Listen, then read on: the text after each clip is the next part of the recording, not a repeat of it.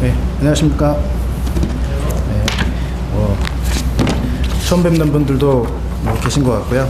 지난번에 벌써 한 달이 됐네요. 1월에 왕십리에서 우리 형제님들을 뵙고 저는 이제 개인적으로 두 번째 참석이 되겠습니다. 반가운 형제님도 계시네요. 김남복 형제님 반갑습니다. 제가 김남복 형제님 뵈니까 또 권 형제님도 기억나세요? 상하이에서 뵀는데 제가 학교 다닐 때 저의 김남복 형제님은 그 선생님이었어요. 기억나는 게 갑자기 그 생각이 났는데 그 학교를 찾아오셔가지고 제가 학생 때인데 같이 성경도 보고 찬송도 부르고 이렇게 했는데 어떻게 하셨냐면은 그 도서관 앞에 학생들이 많이 왔다 갔다 하는데 자리를 잡고 앉으셨어요. 저랑 같이 둘이 앉아가지고 찬송을 부릅시다 이렇게 하셨는데 저는 이제 목이 기어가는 소리 정도로 찬송을 하려고 이제 태세를 갖추고 있었는데 우리 형님께서 학교 전체가 떠나갈 듯이 크게 찬송을 부르셨어요. 내가 누군지에 대해서 아마 우리 학교의 그 학생들한테 김승호가 누군지를 알리고 싶으셨다고 생각이 돼요. 그때 지나가던 저를 아는 그 친구들이 저의 정체성에 대해서 알게 된 좋은 계기가 됐죠. 그런 기억이 나네요. 사실 이제 모임의 그 일꾼으로 일한 지도 얼마 되지 않고 이렇게 귀한 형제님들 앞에서 무엇인가 이야기한다는 것이 사실 상당히 부담이 되는 일입니다. 그래서 애시당초에도 그냥 내가 여태까지 주님이 어떻게 저를 인도해 주셨는지에 대해서 간증을 하겠다라고 생각을 하고 왔는데 게다가 지난 한 주간이 굉장히 좀 개인적으로 어려운 시기를 보냈습니다. 제가 회사를 한 20년 정도 다니다가 퇴직을 하고 2년 정도 이제 화장품 특약 대리점 사업을 이제 조그맣게 하고 있는데 이 사업이라는 게 기본적으로 물건을 팔고 수금을 해서 이제 수익을 챙기는 건데 수금 쪽에 많은 어려움들이 생겼어요. 처음으로. 그래서 굉장히 정신적으로 좀 어떻게 해야 되나 이런 처음으로 이 사업을 이게 운영하는 데 있어서 정말 기도가 필요하구나라는 생각을 좀 했던 그런 일주일 기간이었습니다. 그래서 뭐 충분한 기도나 또 묵상의 시간을 갖지 못하고 올라왔습니다. 그동안에 그 저를 통해서 일하셨던 하나님을 간증하는 그냥 사례 발표한다 이렇게 생각하고 올라왔으니까 너그럽게 이해해 주시고 들어주시면 좋겠습니다. 저도 이제 가만히 이제 나이를 세보니까 그냥 내일 모레 50 그게 딱 맞는 그런 상황이 됐더라고요. 근데 지금도 이제 우리 형제님들 뵈니까 저희 아버지 그 연배 되시는 뭐 80이 넘으신 형제님도 계시고 저보다 어린 분도 한두 분 이렇게 계시고 그렇습니다. 저는 평상시에 이제 생각하는 게 교회 일꾼에게 나이가 어떤 의미가 있는가를 생각을 해보는데 세상 사람들이 얘기하듯이 교회 안에서의 일꾼의 나이는 숫자에 불과하다. 우리에게 그 지혜를 주시고 또 주님께서 부르시고 체력을 주시고 또 적절한 분별의 그 은사를 주신다면 할 수 있는 것이다. 이런 생각이 들었습니다. 제가 이제 오늘 간증을 좀 드릴 텐데 이 간증은 사실 저의 간증이기도 하지만 약간의 대표성을 띠는 것 같아요. 이제 지금 이제 1960년대, 70년대 이렇게 구원받으시고 좀 이런 식의 그 모임의 일을 시작하셨던 형제님들이 계시죠. 굉장히 헌신하셨고 그것이 오늘날 이제 한국교회 지금의 그 상황을 이루는데 굉장히 큰 기여를 하셨습니다. 30년, 40년 이렇게 사역을 해 오셨고 지금들은 보니까 각 모임별로 조금 이제 그 다음 세대 저를 포함한 다음 세대에서 그 모임의 일을 맡아서 하는 그런 모임들도 많이 있는 것 같아요. 그래서 형제님들의 가정에서 그 아이들이, 저를 포함한 아이들이 어떻게 자라왔고 어떤 상황 속에서 성장을 했으며 상황 속에서 주님이 어떻게 가정을 역사하셨고 그 다음에 그 자녀들을 역사하셨는지에 대해서 이야기하고 싶은 생각이 들었습니다. 그러니까 약간의 대표성은 좀 있는 것이죠. 왕십리 교회도 작년까지 이제 장로로서 한 분이 사역을 하셨고요. 김진영 형제님이 하시다가 80이 되셔서, 물론 이제 연세가 중요한 건 아니지만 진작에 이제 그 말씀을 계속 하셨지만 적합한 그 일꾼을 찾지 못했어요.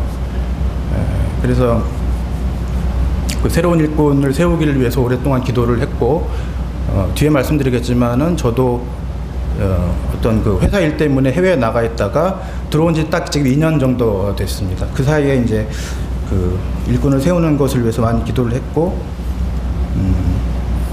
어쨌든 작년 이제 하반기에 지난달에 인사를 드렸지만 저와 이제 서정석 형제님 두 분이 장로로 일을 하는 것으로 결정을 해서 지금까지 모임을 돌보고 함께 동역을 하고 있습니다. 저에 대한 얘기를 이렇게 쭉 말씀을 드리기 전에, 저도 아이가 이제 셋이 있는데요. 저도 이런 생각을 했어요. 이 아이들이 커서 내가 가지고 있는 이 신앙의 줄기를 그대로 이어받을 수가 있을 것이냐, 그리고 그때쯤 되면 또 20, 30년 후가 되면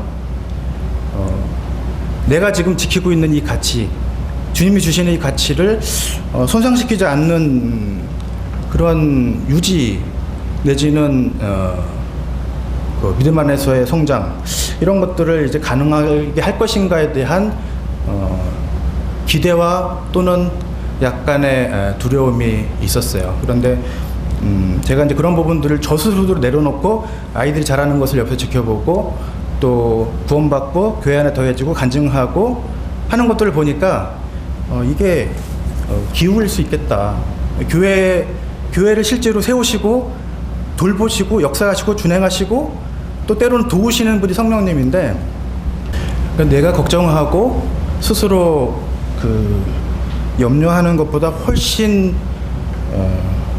나이스하게 하나님께서는 우리 아이들과 교통하고 있고 성장하고 있다라고 하는 것들을 제가 느끼면서 그런 쓸데없는 기우는 넣어둬야 되겠다라는 생각을 하게 됐습니다. 저희 아버지가 김진영 형제님이신데 올해 이제 38년생이시니까 81 되신 거죠? 81 이렇게 되셨고, 대략 세보니까 뭐 한 40여 년 정도 하신 것 같아요. 근데 처음에 이제 지금까지도 보면 풀타임으로 모임의 일을 하지는 않으셨던 것 같고, 이제 자비량으로 자기 일을 하면서 모임을 돌보는 일을 하셨습니다. 많은 분들이 아마 그렇게 일을 하셨을 거라고 생각이 되는데, 그때 그렇게 그 교회 일을 돌보면서 또 가정을 돌보는 그 형제님들의 그 가정의 자녀들은 어떤 생각을 했으며 어떻게 자라났는지 궁금하시잖아요.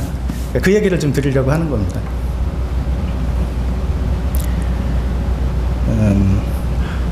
안 오셨잖아요. 우리 아버지가 안 오셨으니까 이제 약간 디스를 좀 이렇게 시작부터 좀 한다면,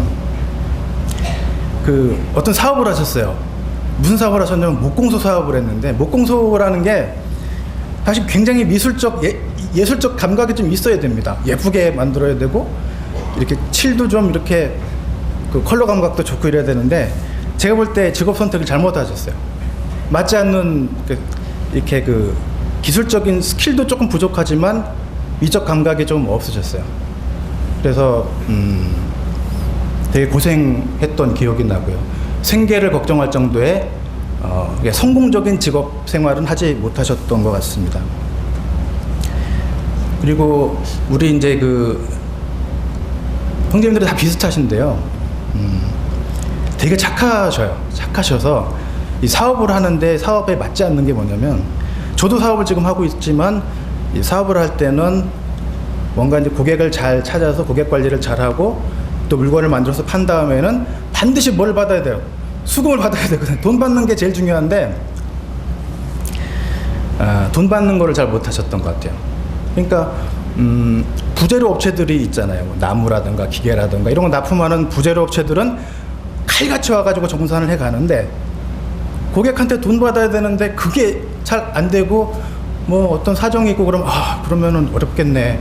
내가 기다려야 되겠네. 이제 이렇게 하다가 차일피일 미루고 그러면서 이제 수금이 안 되니까 사업이 될 수가 없죠. 아이러니하게도 제가 20여 년 직장 생활했는데 나름대로 그 업계에서는 그 소매 유통에 제가 전문가가 돼 버렸어요. 어렸을 때부터 보고 자랐던 것 중에 우리 아버지가 되게 성실하시긴 한데 이게 이 사업에 대해서는 이렇게 수완이 없으시니까 내가 저 반대로 사업을 하면 내가 좀 잘 되겠구나 라는 생각을 가지고 이렇게 자랐던 것 같습니다.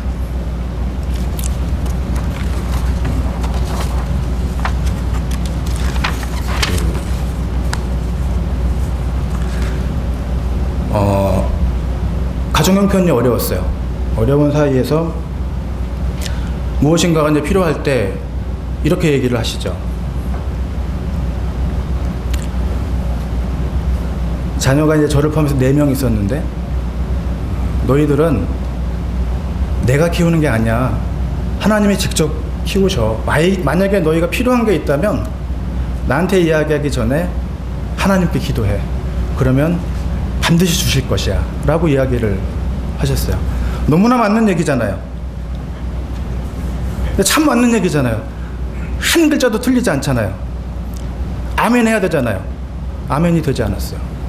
그 상황에서 상황이 좋지 않을 때 그런 말을 들었을 때는 때로는 이게 이 변명과 자기회피로 들리기도 한다는 것이죠. 그러니까 저의 그 자라나면서 저의 그 믿음의 수준이 그 부모를 따라가지 못하는 그런 상황이었기 때문에 반발심도 좀 있었고, 물론 저는 되게 착하게 자랐어요. 사실은 한 번도 반발한 적 없고 시키는 거 다 하고 따박따박하고 사춘기도 거의 겪지 않으면서 잘 자랐지만 지금 생각해보면 속마음은 상당한 불편함이 있었던 것으로 기억이 됩니다. 기도에 대해서 지금 든 생각인데 제가 지금도 그런 것 같은데 기도할 때 우리가 때로 잡생각이 많이 섞인 기도를 한다. 지금 제가 살아오면서 저희 어렸을 때에 비하면 내가 너무나 잡생각을 많이 하면서 기도를 한다. 이 잡생각이라고 하는 게 뭐냐면 완전 100% 순수하게 하나님만 믿고 다른 어떠한 대안들을 배제한 채 주님이 주시는 것으로만 만족하겠다라고 주님만 바라보고 기도하면 왠지 안 될 것 같은 거죠.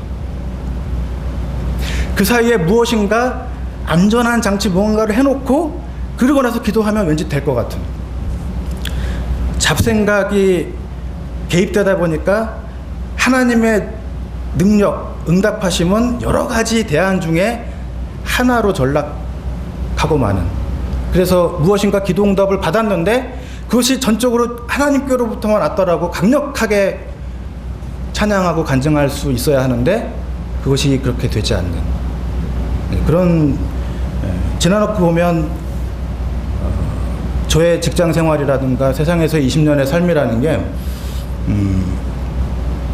좋았지만, 그리고 그 어렸을 때 그 궁핍함에 대한 반발심도 있었지만 돌아놓고 생각해보면 전적으로 하나님께 의존하고 그분께만 매달리고 다른 대안은 머릿속에 생각하지 않는 그런 삶이야말로 얼마나 멋진가에 대해서 지금 생각을 하는 것이죠. 예를 들어서 급하게 돈 얘기하면 좀 그렇습니다. 100만 원이 갑자기 필요하다. 꼭 있어야 한다. 주님께만 맡기고 주님이 주시면 해결되는 거고 안 주시면 안 주시는 것이 주님의 뜻이다라고 생각하고 주님만 바라보고 한 방향으로만 딱 기도하는 이 잡생각 없이 기도하는 그런 삶이 얼마나 멋있는가에 대해서 최근에 생각을 하고 있는데 사실 저는 그렇게 살지 못했던 것 같아요. 은행도 접촉해보고 가능성을 타진해보고 누가 또 좀 빌려줄 수 있나 또 타진해보고 이런 여러 가지 것들을 병행하면서 기도도 하는 거죠. 그랬을 때 주시면 100% 주님 주셨다고 정말 주님께만 감사하고 주님께만 영광 돌리는 그런 기도 생활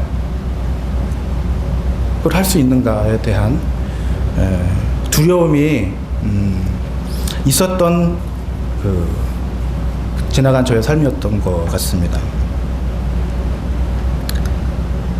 그런데 저희 부친은 계산을 안 해요.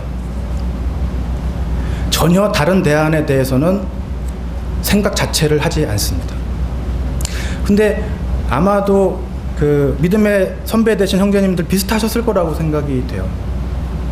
그래서 그 기도의 응답을 전적으로 하나님께만 감사하는 그런 삶을 살아오셨어요.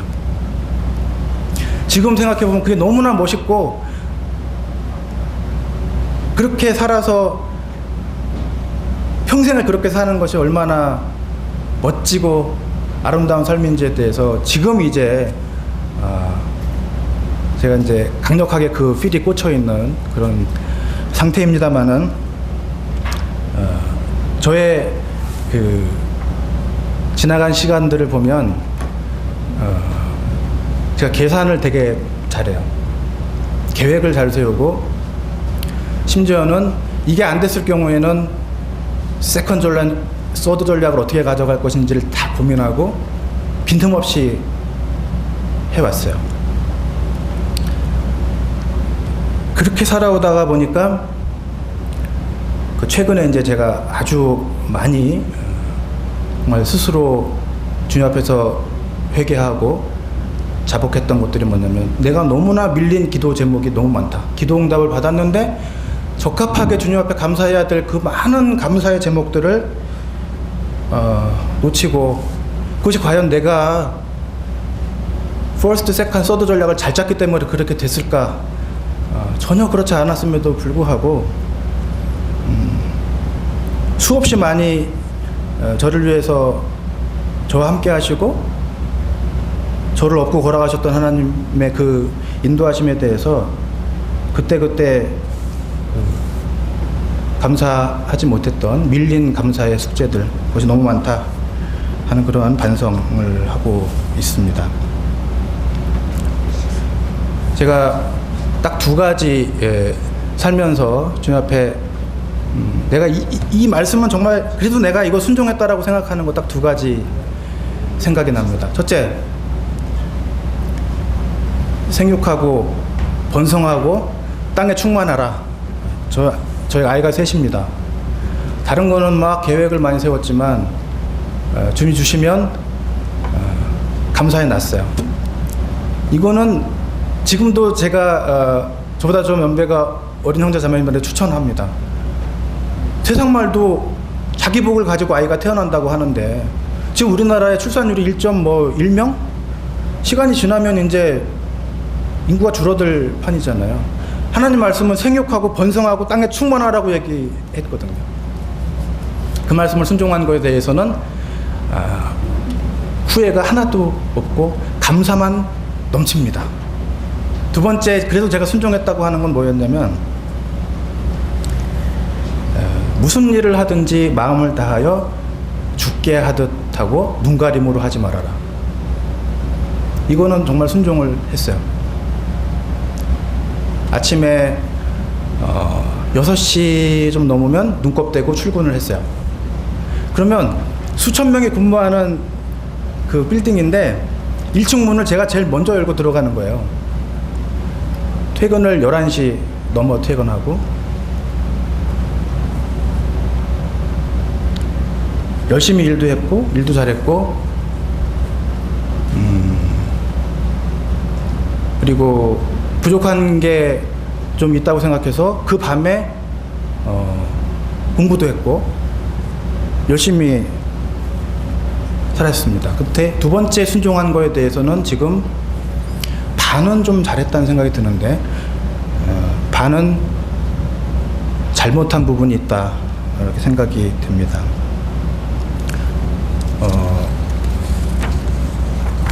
저희 아이가 셋이라고 말씀드렸는데 큰애가 이제 군대를 갔어요.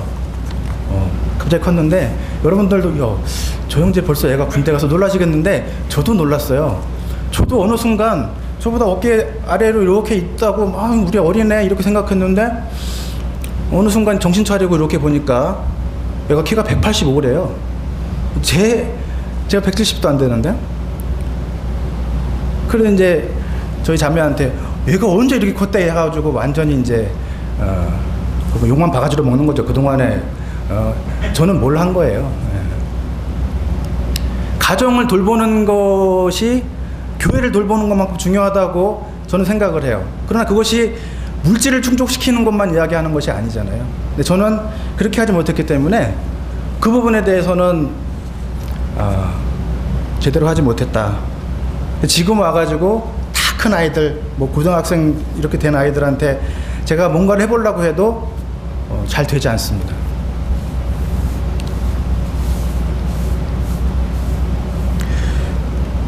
오늘 제가 상속자라고 하는 제목을 붙였는데, 이게 이제 제가 올라와서 이야기를 하니까 여러분들이 이제 이게 약간 트릭이었구나라는 걸 이제 직감을 하셨을 텐데,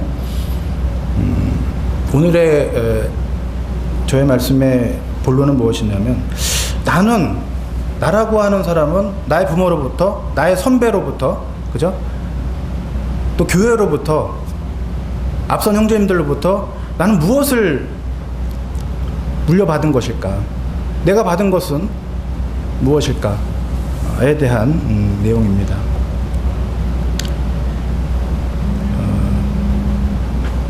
제가 자랄 때 저희 아버지는 제가 결혼할 때까지 26년간 거의 하루도 빼지 않고 아침에 큐티를 했어요. 졸린 눈을 비벼가면서 큐티를 했어요. 너무 졸리고, 그 다음에 이걸 너무 원방향으로 하시는 거예요. 그러니까 예를 들면 설교를 하는 거죠. 이 어린 아이들, 졸리는 아이들 앞에서. 그래서 기억이 잘 안 납니다. 투웨이로 좀 질의응답을 했으면 조금 깼을 텐데. 그러나 어쨌든 가족들이 함께하고 대화하고 그 작은 집에서 옹기종기 교제했던 것이 기억이 나요. 그것이 첫 번째 내가 물려받은 상속이다. 가장 소중한 상속물이 바로 교제였다라고 하는 것들을 지금 알게 됩니다. 교회 안에서, 그 작은 교회 안에서 성도들과 교제하고 모든 것을 다 공유하며 이렇게 교제하고 살았던 그것. 그 다음에 두 번째는 아까 말씀드렸던 것처럼 무엇인가 문제가 생기고 필요가 생겼을 때 내가 아닌 주님이 해결하신다라고 하는 그런 확신에 찬 기도. 대안을 준비하지 않는 주님께만 매달리는 그런 기도. 이것이 내가 앞선 형제님들, 저에게 영향을 주었던 성도님들로부터 받은 저의 상속이다라는 생각이 들었습니다. 물론 그 생각을 하면서 그 방향으로 주님께 나의 남은 삶을 그렇게 드려야 되겠다고, 그렇게 기도해야 되겠다고, 그렇게 감사해야 되겠다고 결심한 게 그리 오래되지 않았습니다.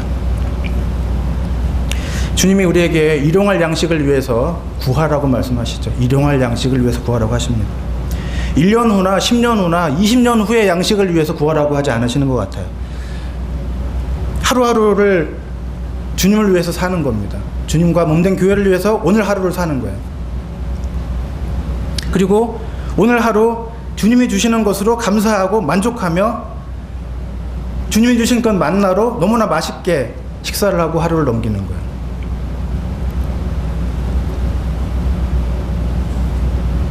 얼마나 멋지고 아름다워요. 제가 그렇게 살았더라고요. 어린 시절에. 근데 그것을 그렇게 사는 것이 불편하다고 생각을 해서 그렇게 사는 삶을 버렸어요, 제가. 그리고 살지 않으려고 엄청 노력하며 피하며 살았던 삶인데,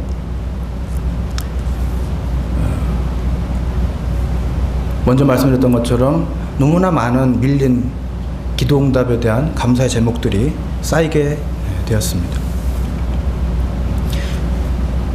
세상은 오늘 먹거리를 가지고 이야기하지 않아요. 많은 회사들이 지속 가능 경영. 그러니까 이 회사가, 삼성전자가, 아모레퍼시픽이 지금 괜찮은데 10년 후, 20년 후에 괜찮아야 되니까 그런 먹거리들을 계속 찾는 거예요. 스트레스를 주는 것은 물론 오늘 매출이 떨어진 거에 대해서 스트레스 주지만 더 큰 스트레스는 너 10년 후에 어떻게 할 건지에 대해 계획 세웠어? 뭐 하고 있어? 20년 후에 우리 회사 어떻게 돼? 대답을 해야지. 이런 스트레스를 주는 거예요. 그걸 지속 가능 경영이라고 해요. 근데 우리는 그것이 아니죠. 오늘 주님과 최선을 다해 교제하고 주님이 주신 오늘의 먹거리를 가지고 감사하고, 얼마나 멋있는가 생각을 해보게 됐습니다.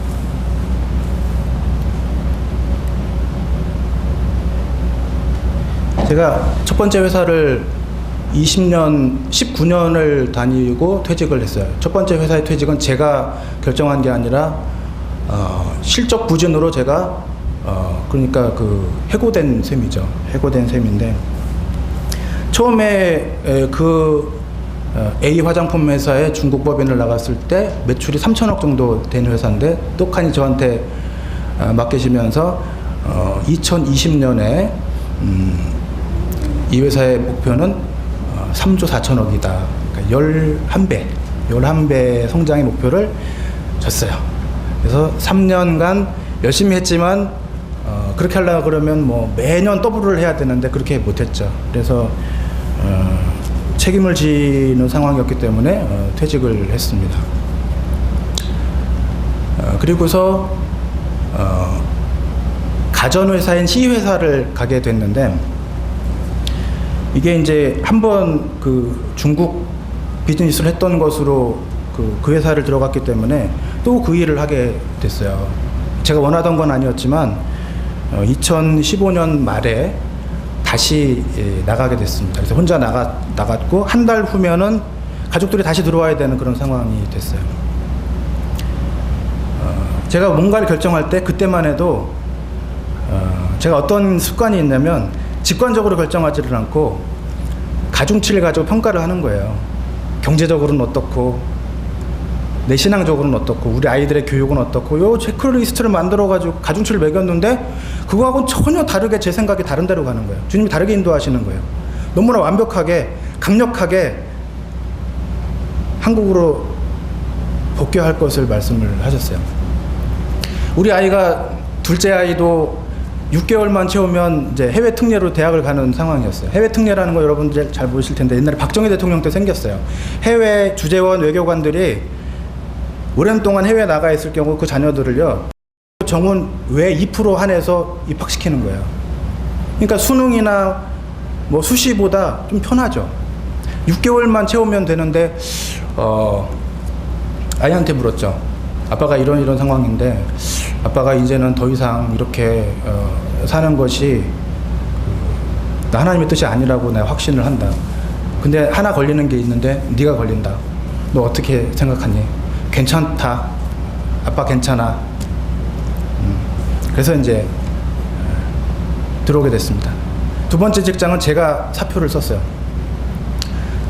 첫 번째 직장보다 더 좋았거든요. 여러 가지 조건이 더 좋았는데 그제서야 철이 들었죠. 아, 이렇게 해서 보통 그러면은 이 C회사에서 또 퇴직을 하면 또 다른 뭐 D회사에서 몇 년 이렇게 하면서 이제 계속 있는 거예요.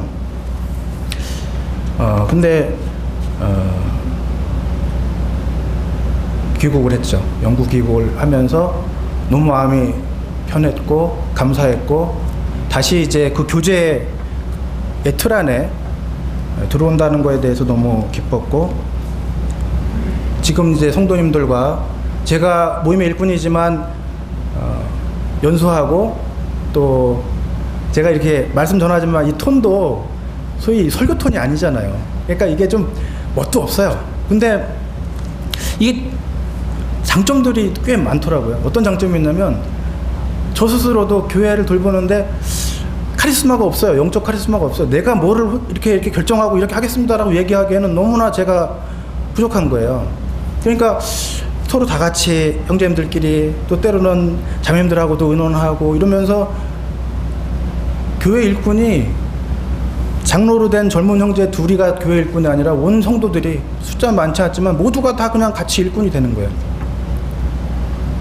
같이 논의하고 같이 먹고, 때로는 뭐 실력이 없으니까 밤을 새서 말씀을 준비할 때도 있어요. 오늘 같은 경우도 제가 새벽에 또 뭐 일어나서 했는데 너무 즐거워요. 그런 게 이게 뭐 새벽이라 이 정신이 말똥말똥해서 그런 게 아니라 이렇게 말씀에 내가 이렇게 자격이 없는데 이렇게 이런 말씀을 주시는구나 하는 거에 대해서 너무 감사하면서 지금 살고 있습니다. 플러스 요인들이 꽤 많이 된다. 성도님들도 잘 알고 계시는 것이죠. 이런